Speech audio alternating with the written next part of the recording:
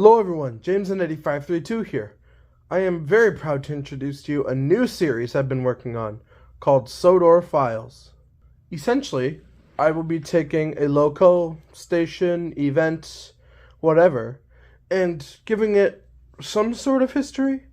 Now, this isn't the exact same history as Wilbert's Audrey's books or anything, not even the TV show.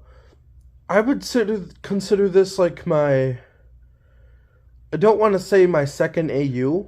This is sort of a form of history to whatever I'm speaking of in the video. And I figured to start the very first episode off with the Northwestern Railway's number 1. With that, let's get into it. Number 1 was a Billington E2, built in April of 1915, and was bought by the Northwestern Railway. He served as station pilot at Teignmouth. It was tested on goods and passenger trains for the summer of 1920. During that time, one of the goods trains he was on became a runaway.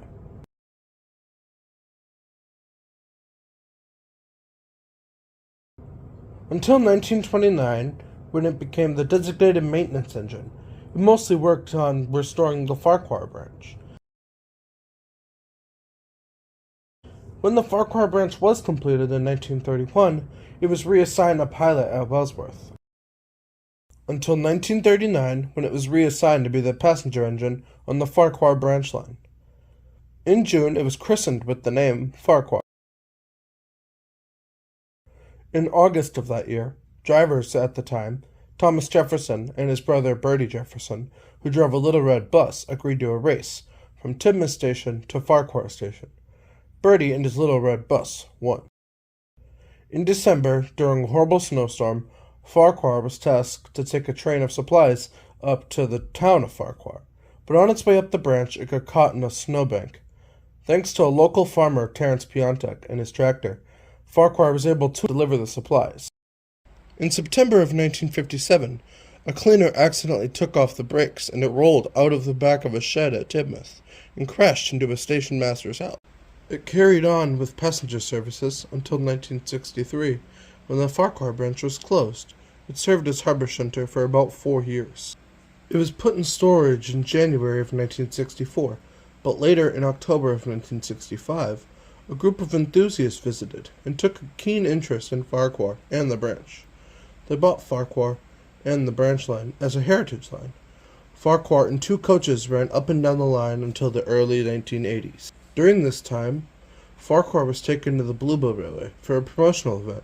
It was a very successful event, so successful that it happens annually. In 2005, the Ffarquhar branch and Hit Entertainment took Ffarquhar on a trip to the USA to celebrate the 60th anniversary of the Railway series. Ffarquhar was dressed up as the character Thomas the Tank Engine from the show. He returned to the Ffarquhar branch in 2010, but did not continue taking trains, as he was put on display as the Ffarquhar branch didn't have enough money to replace the boiler. It now sits on display in a closed shed in the Ffarquhar Museum in the subsequent town of Ffarquhar. So, that was Ffarquhar. I hope you enjoyed the first episode of Sodor Files, and I hope this is a nice change of pace from the usual custom showcase. And, yeah, I don't really have anything else to say, no updates, or hope you're enjoying this new wave of videos, I suppose. But until the next time, I will see you in the next video. Bye.